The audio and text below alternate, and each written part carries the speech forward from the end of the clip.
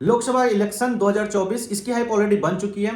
तो और ये बहुत ही बड़ा इवेंट है दोस्तों, 5 साल में एक बार आता है। तो इसी के बेस पे मैं इसको कैसे प्ले कर सकते हैं, हम किस तरह से हम बाइंग और सेलिंग की अपॉर्चुनिटी हम ढूंढ सकते हैं यहाँ पे, तो उसकी बेस पे मैंने यहाँ पे एक आपके लिए स्ट्रेटजी लेकर आया हूँ। अगर आप पोजिशनल ट्रेड करते हैं, अगर आप इंट्राडे ट्रेड करते हैं, अगर आप एक स्विंग ट्रेड करते हैं, सबके लिए एक अच्छी स्ट्रेटजी यहाँ पे है जो कि आप यहाँ पे अच्छा खासा पैसा बना सकते हैं। हेलो दोस्तों, मेरा नाम है कार्तिक और आप देख रहे हैं वेल्थ टाइकून। तो अगर आपने अभी तक वीडियो को लाइक नहीं किया तो प्लीज लाइक करिए, शेयर करिए, सब्सक्राइब करिए, अपने दोस्तों तक पहुंचाइए, क्योंकि बहुत ही इंफॉर्मेटिव वीडियो होने वाली है। मैं आपको यहाँ पे एक एक चीज बताऊंगा, पिछले 4-5 साल का डेटा आपके साथ प्रेजेंट करूंगा और आपको दिखाऊंगा कि पिछले 4-5 साल का रिकॉर्ड क्या रहा है और हम यहाँ पे किस तरह से प्लान कर सकते हैं उसके बेस पे। ठीक है, वीडियो को आपसे एक रिक्वेस्ट है, वीडियो को बिना स्किप किए हुए पूरा देखिए, तभी आपको स्ट्रेटजी समझ में आएगी। ऐसा नहीं कि आप स्किप कर दें, लास्ट में स्ट्रेटजी देख लें, वो आपको बेनिफिट नहीं होगा। तो इसलिए वीडियो को पूरा देखना शुरू से अंत तक बिना स्किप किए, ताकि आपको समझ में आए, हर एक चीज आपको समझ में आएगी, तब आप उस हिसाब से स्ट्रेटजी को अप्लाई कर सकते हैं। तो चलिए वीडियो को करते हैं शुरू। तो दोस्तों आप यहाँ पे देख सकते हैं कि मैं यहाँ पे निफ्टी 50 का यहाँ पे चार्ट ओपन है। 2019 का जो इलेक्शन हुआ था उसका यहाँ पे चार्ट यहाँ ओपन है और आप देख सकते हैं कि यहाँ पे जो मार्केट ने करा है वो यहाँ पे किस हिसाब से मार्केट ने पहले क्या किया। पहले एक रैली यहाँ पे देता है, ठीक है, डाउनफॉल एक यहाँ पे दिखाता है, उसके बाद थोड़ा सा स्टेबल होता है और उसके बाद यहाँ पे अप मूव काफ़ी अच्छा यहाँ पे हमें अप मूव मिलता है। उसके पहले यहाँ पे मार्केट काफ़ी अच्छा रैली देता है, बट यहाँ पे एक रेंज बनाता है, रेंज बनाकर यहाँ पे थोड़ा सा यहाँ पे करेक्ट होता है और उसके बाद यहाँ पे अच्छी खासी यहाँ पे रैली देता है। और यहाँ पे रैली दे कहाँ से स्टार्ट करता है देना, जो एक सपोर्ट है, सपोर्ट ये बहुत इंपॉर्टेंट रोल प्ले करता है, इसको आप याद रखना।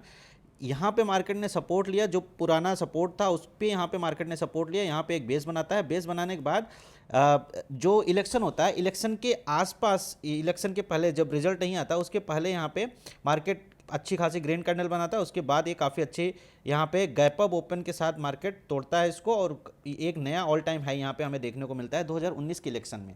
ठीक है, और इसके बाद अगर हम थोड़ा सा और आगे चलते हैं, ठीक है, थोड़ा सा अगर हम और आगे पीछे चलेंगे, 2014 का इलेक्शन अगर हम आप यहाँ पे देखेंगे तो 2014 के इलेक्शन में भी सेम चीज़ हुआ था कि मार्केट यहाँ पे थोड़ा सा यहाँ पे डिप देता है और उसके बाद एक ग्रीन कैंडल बनाता है और बैक टू बैक यहाँ पे हमें रैली देखने को मिलता है। और उस दिन अगर आप देखेंगे कितना बड़ा यहाँ पे मूव दिया, ऑलमोस्ट 5% 4% के आसपास यहाँ पे वोलाटाइल हुआ था मार्केट में 2014 के इलेक्शन में। ठीक है, और अगर थोड़ा सा अगर और आप पीछे आपको लेकर चलता हूँ, 2004 का अगर आप यहाँ पे इलेक्शन देखोगे, 2004 के इलेक्शन में यहाँ पे कितनी बड़ी यहाँ पे कैंडल बनी थी। एक मार्केट ने अच्छा खासा रैली देता है, थोड़ा सा यहाँ पे रेंज में रहता है और उसके बाद यहाँ पे काफ़ी अच्छा हमें यहाँ पे रैली देखने को मिलता है 2004 के इलेक्शन में। ठीक है, और उसके अगर और पहले मैं आपको लेकर चलूँ तो यहाँ पे आप देख सकते हैं 1999 का जो इलेक्शन हुआ था वहाँ पे मार्केट एक रेंज में था, उसके बाद यहाँ पे काफ़ी अच्छा यहाँ पे डाउन साइड रैली देता है।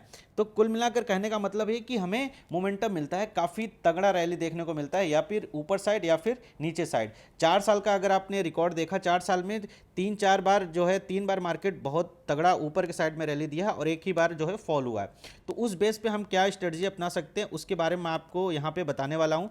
और उसके बाद मैं यहाँ पे विक्स को थोड़ा सा एनालाइज करते हैं कि विक्स हमारे किस तरह से मोमेंटम देता है। विक्स में अगर आप देखोगे 2019 का जो इलेक्शन था उसमें विक्स पहले एक रेंज में रहता है, जो इसका सपोर्ट होता है 11-12 के आसपास यहाँ पे सपोर्ट लेता है और उसके बाद हम विक्स में काफ़ी अच्छी रैली आती है। तो विक्स में जब रैली आती है तो वहाँ पे एक डाउनफॉल आता है और जब ये विक्स में डाउनफॉल आया तो वहाँ पे मार्केट ने अच्छा खासा यहाँ पे रैली दिया है। ठीक है, 2019 का ये विक्स का चार्ट है और उसके बाद अगर आप 2014 का विक्स देखोगे तो 2014 का विक्स में भी 12 के आसपास जो है 12 पॉइंट के आसपास यहाँ पे सपोर्ट लेता है, सपोर्ट लेने के बाद यहाँ पे हाई लगाता है 38-40 के आसपास का हाई लगाता है और 2019 में जो हाई लगाता है वो 30 के आसपास का हाई लगाता है।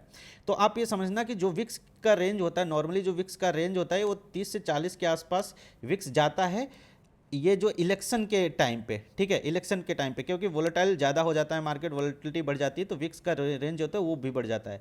2009 का अगर इलेक्शन में आप देखोगे विक्स ने कहाँ तक गया था, विक्स यहाँ पे गया था 54 के आसपास यहाँ पे विक्स गया था और 36 के ऑलरेडी विक्स ज़्यादा था और उसके बाद और तेज़ी यहाँ पे तेज़ी से रैली आए। तो मेरे कहने का मतलब ये है कि हमारा अभी जो विक्स चल रहा है वो 18 पॉइंट समथिंग पे चल रहा है। ठीक है, तो जो नॉर्मली विक्स जाता है वो 30 से 40 के आसपास हमारा विक्स जाता है, और अभी हमारा चल कितने पे रहा है, 18 पॉइंट समथिंग पे चल रहा है। कहने का मतलब ये है कि अभी भी ये जो विक्स में अभी बहुत ज़्यादा गैप, अपसाइड मोमेंटम पेंडिंग है। 30-40 तक ईजिली जा सकता है, 30-40 नहीं तो 30-35 तक ईजिली जा सकता है विक्स आज के टाइम पे। आज के टाइम पर जो डेटा है, आज जो पुराना हमारा हिस्ट्री बोलता है, जो हमारा पुराना डेटा बोलता है, उसके हिसाब से मैं ये नहीं बोल रहा हूँ कि 100% जाएगा, बट प्रोबेबिलिटी है कि अभी 18-19 पे चल रहा है विक्स, और विक्स में एक स्पाइक मार सकता है 30-35 तक का।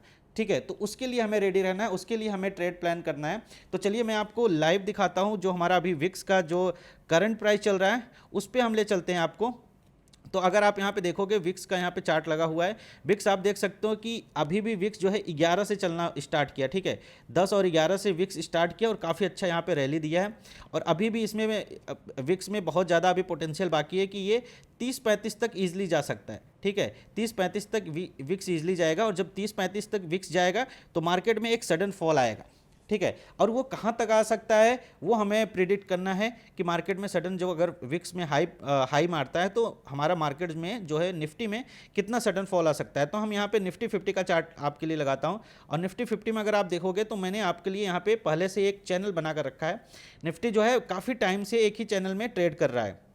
अगर आप यहाँ पे देखोगे तो काफ़ी टाइम से यहाँ पे एक ही चैनल में ट्रेड कर रहा है। पहले यहाँ पे सपोर्ट लेता है, फिर यहाँ पे एक हाई बनाता है, फिर यहाँ पे नीचे के साइड पे सपोर्ट लेता है, फिर यहाँ पे हाई बनाता है, फिर यहाँ पे एक सपोर्ट लेता है, इसी ट्रेंड लाइन पे सपोर्ट लेता है, फिर एक नया हाई बनाता है, फिर यहाँ पे सपोर्ट को ब्रेक करता है, बट ये जो ब्रेक करता है वो फेक ब्रेकआउट करता है। उसके बाद फिर से यहाँ पे एक हाई बनाता है। अब फिर से यहाँ पे इस चैनल को इसने ब्रेक डाउन किया है, ब्रेक डाउन के बाद इसने क्लोजिंग भी दिया है। तो हाई प्रोबेबिलिटी है कि हो सकता है मार्केट ने फिर से ऊपर जाए, इस ट्रेंड लाइन के आसपास सपोर्ट ले, और हमें एक डाउनफॉल यहाँ पे देखने को मिल सकता है निफ्टी में। ठीक है, पहली चीज़ यहाँ पे डाउनफॉल क्यों हो सकता है, उसके दो रीज़न है। पहला रीज़न है कि जो ये आप देखोगे जो ये वाइट कलर की जो लाइन आ रही है 50 मूविंग एवरेज है।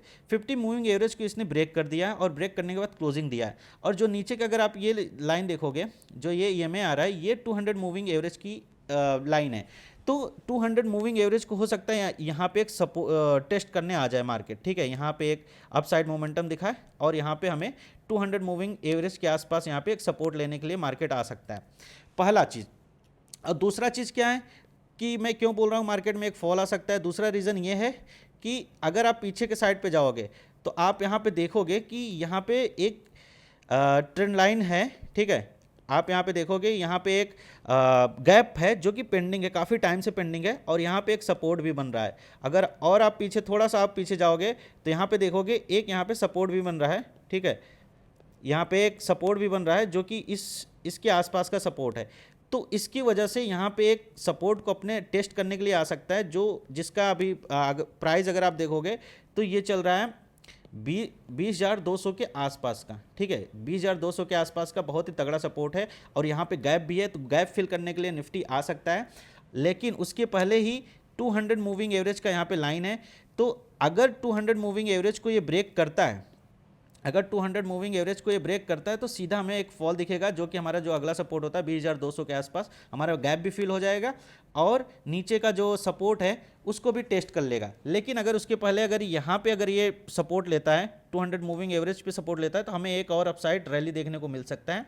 तो वहाँ पे हम क्या स्ट्रेटेजी अपना सकते हैं, क्या नहीं कर सकते हैं, उसके लिए हमें यहाँ पे प्लान करना है। तीसरा रीज़न ये है कि अगर आप देखोगे कि जो इसका हाई राइज था, यहाँ पे सपोर्ट लिया, एक यहाँ पे हाई बनाया, फिर उसके बाद यहाँ पे एक नया हाई बनाता है, फिर यहाँ पे नीचे सपोर्ट लेता है, एक और नया हाई बनाता है, फिर यहाँ पे सपोर्ट लेता है, एक हाई बनाता है। लेकिन जो ये हाई है इस हाई से नीचे है, तो इस बार इसको अगर हाई बनाना चाहिए था, यहाँ तक का हाई बनाना चाहिए था, बट इसने लोअर हाई बनाया, हायर हाई नहीं बनाया।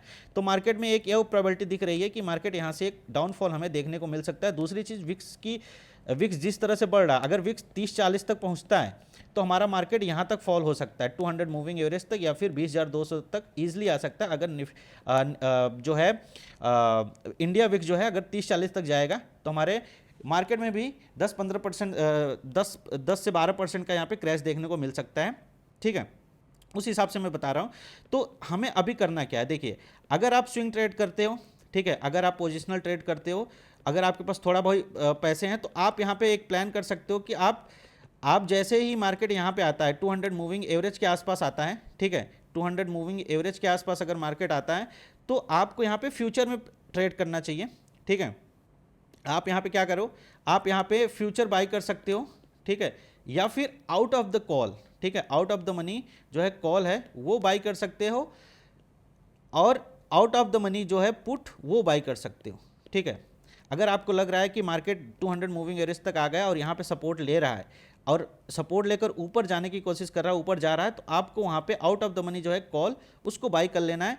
लेकिन अगर आपको यहाँ पे लग रहा है कि इस लाइन के आसपास लग रहा है कि यहाँ पे ये रिटेस्ट करके फिर से इसको ब्रेक डाउन करता है, तो आपको यहाँ पे पुट में अच्छा खासा पैसा बन सकता है, ठीक है। तो पुट के साइड पर आप यहाँ पे out of the money put जो है वो खरीद सकते हो। तो इसकी जो स्ट्रेटजी है वो हम किस तरह से अप्लाई करेंगे, तो जो हमारा जैसे जिस दिन इलेक्शन का रिजल्ट आने वाला है उसी के आसपास का स्ट्राइक प्राइस का जो out of the money call होगा वो ऑलमोस्ट 5-10 रुपए या फिर 15-20 रुपए इस हिसाब से चल रहे होंगे, और जो आउट ऑफ द मनी का पुट होगा वो भी 5, 10, 15, 20 के आसपास चल रहे होंगे।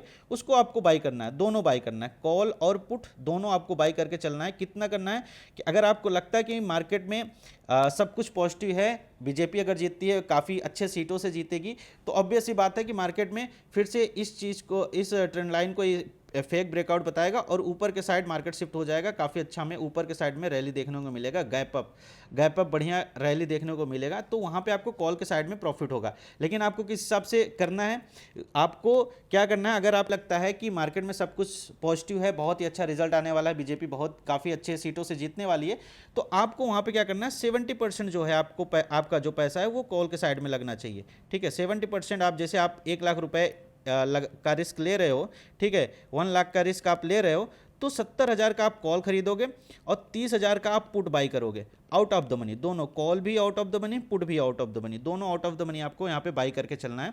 अगर आपको लगता है कि मार्केट में सब कुछ पॉजिटिव आने वाला है और काफ़ी अच्छा रैली दे रहा है और इंडिया विक्स जो है वो भी क्रैश कर रहा है, मान लीजिए इंडिया विक्स चला गया 35 और वहाँ से क्रैश करना स्टार्ट करता है, तो मार्केट में काफ़ी अच्छी अपसाइड रैली देखने को हमें मिल जाएगी। लेकिन अगर आपको लगता है कि बीजेपी तो जीतेगी बट इतने अच्छे सीटों से नहीं जीतेगी, तो वहाँ पे एक हमें क्रैश भी देखने को मिल सकता है। तो उसके लिए आपको क्या करना है कि 70% आपको पुट बाई करना है और 30% आपको कॉल बाई करना है।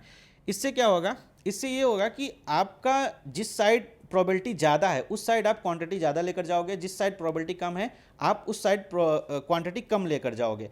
तो इसका मतलब ये नहीं कि आप 100% श्योर नहीं हो कि मार्केट अप साइड जाएगा या डाउन साइड जाएगा, इसलिए आप जो है 70 और 30 का रेशियो लेकर चलोगे। अगर, क्योंकि स्टॉक मार्केट क्या होता है, प्रोबेबिलिटी का गेम होता है, तो प्रोबेबिलिटी किस हिसाब से वर्कआउट करती है, किस हिसाब से आपको ट्रेड मैनेज करना है, किस हिसाब से आप मनी मैनेज करना है, उस हिसाब से आपको ट्रेड लेकर जाना है। कोई अंधेरे में तीर नहीं चलाना है कि मार्केट तो ऊपर ही जाएगा, बीजेपी अच्छे से जीतेगी, ये सब कुछ बढ़िया होगा, ऐसा नहीं है। हो सकता है कि मार्केट में सडन स्पाइक आ जाए, सडन फॉल आ जाए, तो वो जो आपका 30% पुट है वो आपको बचा लेगा, इतना बड़ा आपका लॉस नहीं होगा, ठीक है, क्योंकि आउट ऑफ द मनी होगा, ये जीरो होने में टाइम नहीं लगाएगा। तो जो ये 30% आप पुट लेकर जाओगे ये आपको ठीक ठाक पैसे दे देंगे, ताकि इससे आपका लॉस थोड़ा बहुत रिकवर हो जाएगा, 100% नहीं बट थोड़ा बहुत रिकवर हो जाएगा। जो 70% लॉस में हो 30% आपको थोड़ा बहुत बचा लेगा, ठीक है। इससे आपका बहुत ज़्यादा पोर्टफोलियो जीरो नहीं होगा।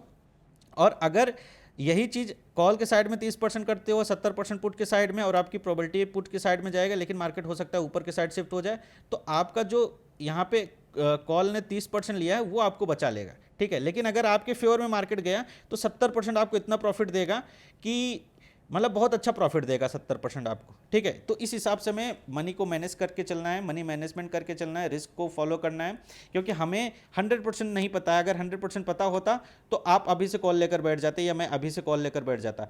तो यहाँ पे सिर्फ प्रोबेबिलिटी का गेम है कि जिस हिसाब से पुराना हिस्ट्री बोल रहा है कि मार्केट में अच्छा खासा मोमेंटम आता है, या तो ऊपर के साइड आएगा या तो नीचे की साइड आएगा, किस साइड आएगा वो हमें पता नहीं है, लेकिन हमें रेडी रहना है कि किस हिसाब से हमारा ट्रेड प्लान है, उस हिसाब से हमें रेडी रहना है पहले से, ठीक है। तो ये आपको स्ट्रेटजी कैसी लगी आप यहाँ पे कमेंट करके बताना। बेसिकली ये स्ट्रेटजी हम तब यूज़ करते हैं, बड़े इवेंट के लिए यूज़ करते हैं, क्योंकि जब बड़ा इवेंट होता है तो वहाँ पे स्पाइक बहुत बड़े होते हैं, वहाँ पे मोमेंटम बहुत बड़े होते हैं, ठीक है। तो ये स्ट्रेटजी हम तभी यूज़ करते हैं जब मार्केट में हमें ये एक्सपेक्टेशन होता है कि काफ़ी अच्छा मूव आएगा, और ये 5 साल बाद आ रहा है, ये जो इलेक्शन है ये 5 साल बाद आ रहा है, तो इसमें ऑब्वियस सी बात है मोमेंटम बहुत तगड़ा होगा। गैप अप गैप डाउन आपको देखने को मिल सकते हैं 500 के, 300 400 के गैप अप गैप डाउन आपको इजीली देखने को मिल सकते हैं। तो उसमें आपका जो आउट ऑफ द मनी है वो बहुत तेज़ी से स्पाइक करेगा, ठीक है, बहुत ही तेज़ी से ऊपर भागेगा। तो यहाँ पे ट्रेड आप प्लान कर सकते हो, क्योंकि जो ये स्ट्रेटजी बेसिकली बनी ही है कि इवेंट के लिए, जब इवेंट होता है जैसे कोई पॉलिसी आ गई या फिर कोई बड़ा न्यूज़ आ गया, तो आप वहाँ पे ये स्ट्रेटजी यूज़ कर सकते हो, ठीक है। तो बाकी कैसा लगा आपको वीडियो, ज़रूर आप कमेंट करके बताना, और कोशिश करना कि आप जितना रिस्क ले सकते हो उतना ही रिस्क लेना। ऐसा नहीं कि अंधे अंधे में सब कुछ पैसा आप लगा दिए उसके बाद फिर दिक्कत हो गया। तो आप उस हिसाब से अपना ट्रेड प्लान करना, अपने हिसाब से प्लान करना, ठीक है। और अगर आपको वीडियो नहीं समझ में आया तो फिर से देखना, आपको स्ट्रेटजी नहीं समझ में आया तो फिर से देखना, 2 बार देखना, 3 बार देखना, अपने दोस्तों तक पहुँचाना इस वीडियो को, ठीक है। बाकी मिलता हूँ आपसे अगले नेक्स्ट वीडियो में, तब तक के लिए थैंक यू वेरी मच दोस्तों।